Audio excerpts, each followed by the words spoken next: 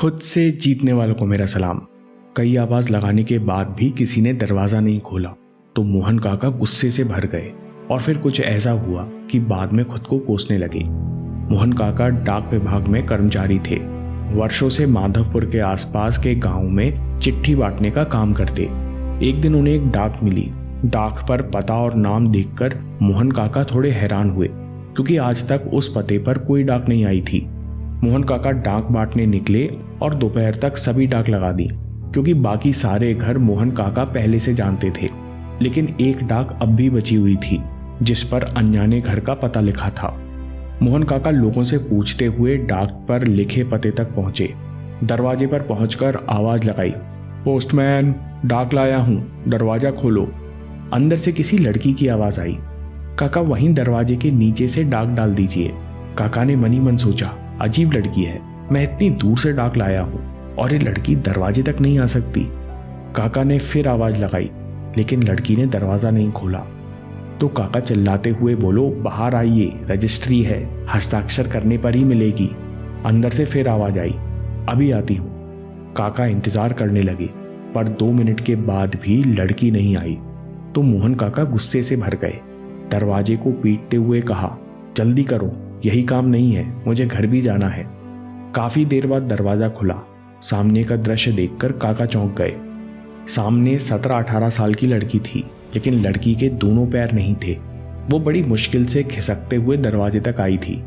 मोहन काका मन ही मन अपनी बातों के लिए बहुत शर्मिंदा हुए।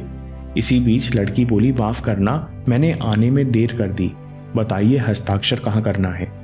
काका ने शर्मिंदा नजरों से हस्ताक्षर करवाए और डाक देकर चले गए। घटना के कुछ दिन बाद काका को एक और डाक मिली जो उसी लड़की के घर देनी थी। मोहन काका दरवाजे पर पहुंचे और बोले, मैं डाक लाया हूं बेटा, हस्ताक्षर की जरूरत नहीं है, दरवाजे से डाल देता हूं। लड़की ने अंदर से आवाज दी, नहीं नहीं रुकिए, मैं अभी आई। कुछ ही देर बाद दरवाजा खुला। मोहन काका इस बार भी लड़की को देखकर थोड़े हैरान हुए क्योंकि लड़की के हाथ में एक डिब्बा था। लड़की मुस्कुराते हुए बोली, मुझे डाक दीजिए और आप ये डिब्बा ले जाइए। काका ने पूछा, इसमें क्या है? लड़की बोली, कुछ खास नहीं है, आप इसे ले जाओ और घर जाकर खोलना। मोहन काका ने शाम को घर जाकर डब्बा खोला। डिब्बे में एक जोड़ी नई चप्पल थी।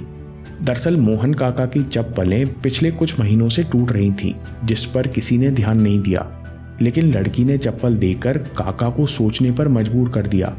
मैंने लड़की का हाल समझे बिना उस पर इतना गुस्सा किया। लड़की ने मुझे चप्पल तो दी पर मैं उसको पैर कहां से ला कर दूं। दोस्तों, छोटी सी कहानी हमें 2 बातें सिखाती हैं। पहली, नेवर जज a book by its cover. Mohan काका को तो लड़की के कटे पैर दिख गए इसलिए उनकी सोच तत्काल बदल गई। लेकिन जब हम लोगों को जज करते हैं, उनके बारे में राय बनाते हैं तो हमें लोगों के घाव या उनका पास नहीं दिखता, हमें उनके अंदरूनी कष्ट या कहानियां पता नहीं चलती। असल में हम जब दूसरों में कमी देखते हैं तो वो हमारी कमी या सोच का ही रिफ्लेक्शन है जो हमें दूसरी की गलती में दिखता है। दूसरों में गलती देखकर हम अपने अंदर उस कमी को और बढ़ा लेते हैं। इसलिए लोगों को तत्काल जज करने में अपनी शक्ति मत खर्च करो। ऐसा करने से आप बहुत खुश रहने लगोगे और आपके जीवन से नेगेटिविटी कम हो जाएगी। दूसरी सीख, दोस्तों, जजमेंटल होने की आदत समझदार लोग ही छोड़ पाते हैं, इसलिए बाकी लोग थोड़ा बहुत तो जज करेंगे ही। अगर लोग आपके बारे में राय बनाए बैठे हैं तो लोड मत लो। अगर अपने अंदर कुछ सुधार कर सकते हो तो करो और अपने रास्ते आगे बढ़ो। जजमेंटल लोगों की नज़रों में अच्छी इमेज बनाने की अथक कोशिशों से तो अच्छा है कि आप उन लोगों के साथ समय बिताओ जो आप में कमी बताने की बजाय उन कमियों को सुधारने का रास्ता बताते हैं। दोस्तों, अगर आपको ये वीडियो पसंद आया तो पावर ऑफ बिलीफ पर वीडियो देखिए कि कैसे एक लाइन ने लड़के का पूरा जीवन बदल दिया। और याद रखिए, आपके समय से कोई वीडियो, कोई ऐप, कोई न्यूज़ कीमती नहीं है। मैं काम के किस्से लाता रहूँगा। हम जीतेंगे।